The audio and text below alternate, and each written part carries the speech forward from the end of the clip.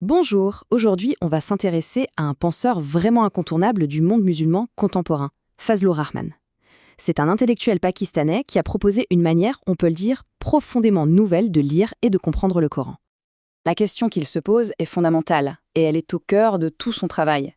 Comment est-ce qu'on peut rester fidèle au message d'un texte sacré, qui a 14 siècles, tout en vivant pleinement dans notre monde moderne? C'est vraiment le défi que Fazlur Rahman a voulu relever. Et pour y répondre, il a développé une méthode. Une méthode très rigoureuse qui s'articule autour de 4 idées maîtresses qui renouvellent vraiment la lecture du texte. On va les explorer ensemble. Alors, commençons par le début. Le point de départ de Rahman, c'est un constat. Un constat simple mais très puissant. Il remarque que bien souvent, le Coran est lu de manière morcelée, verset par verset, sans aucune vue d'ensemble. Pour lui, cette approche, c'est une erreur fondamentale, parce qu'elle fait perdre de vue la cohérence de tout le message. Elle transforme un texte vivant et dynamique en une sorte de recueil de lois figées. Et c'est précisément ça qu'il a voulu corriger. Donc, face à cette lecture qu'il appelle atomisée, la première grande idée de Rahman, c'est de proposer une approche thématique. Au lieu de s'arrêter sur chaque verset isolé, il nous invite à suivre les grands fils conducteurs qui traversent tout le Coran. La nature de Dieu, la condition humaine, la justice, la morale.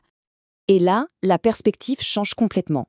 Le Coran n'est plus juste une liste de choses à faire ou à ne pas faire. Non, il devient une vision du monde cohérente, un cadre éthique dont on voit les principes se déployer et se préciser tout au long du texte. On en vient maintenant à l'outil le plus célèbre de Fazlur Rahman. C'est sa méthode pour jeter un pont entre le passé et le présent. Il l'appelle le double mouvement. C'est une démarche en 2 étapes très claires. Voyons ça de plus près. Le premier mouvement, c'est un voyage dans le temps. Il faut aller voir pourquoi une règle, disons sur l'héritage, a été révélée à ce moment-là, dans l'Arabie du 7e siècle. Quel était son but moral et social à l'époque? Souvent, c'était pour protéger les plus faibles. Le deuxième mouvement, c'est le retour au présent. Une fois qu'on a saisi ce grand principe de justice, on se demande comment est-ce qu'on peut l'appliquer aujourd'hui dans nos sociétés. C'est cet aller-retour qui permet au message de rester vivant. La troisième idée de Rahman est sans doute la plus innovante, et peut-être aussi la plus discutée. Elle touche à la nature même de la révélation. En fait, il remet en question l'idée que c'était une simple dictée venue du ciel. La différence est énorme. Dans la vision classique, le prophète est un récepteur passif, comme un simple messager. Pour Rahman, la révélation passe par le cœur et la conscience du prophète. Attention, pour lui, le Coran reste entièrement la parole de Dieu, mais il s'exprime à travers la personnalité, la psychologie et la langue de celui qui le reçoit et le transmet.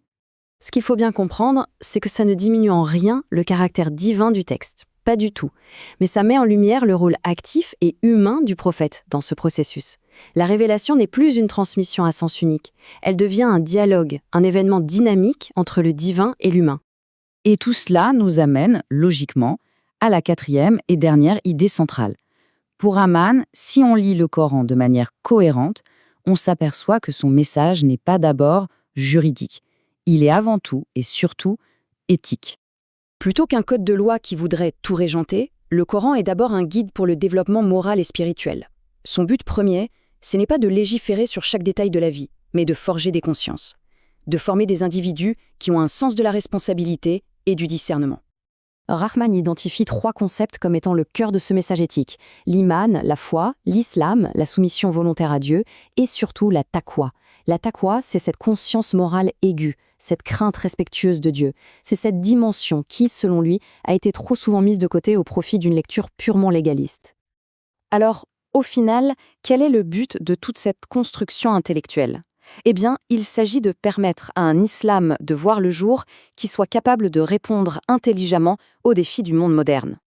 Et pour ça, Rahman appelle à réactiver un concept absolument crucial, l'ijtihad. C'est l'effort intellectuel d'interprétation. Pour lui, le fait que cet effort ait été déclaré fermé il y a des siècles a été une catastrophe intellectuelle. Sa réouverture est non seulement possible, mais elle est indispensable pour que les musulmans puissent répondre aux questions de leur temps de manière créative et fidèle. En résumé, ce que la pensée de Rahman nous offre, c'est une sorte de boîte à outils intellectuelle.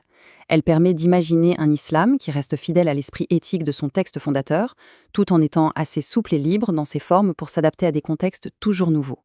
Le travail de Fazlur Rahman nous laisse avec cette question essentielle. Son héritage nous suggère que la vitalité d'une tradition religieuse, ce n'est pas de répéter le passé de manière figée.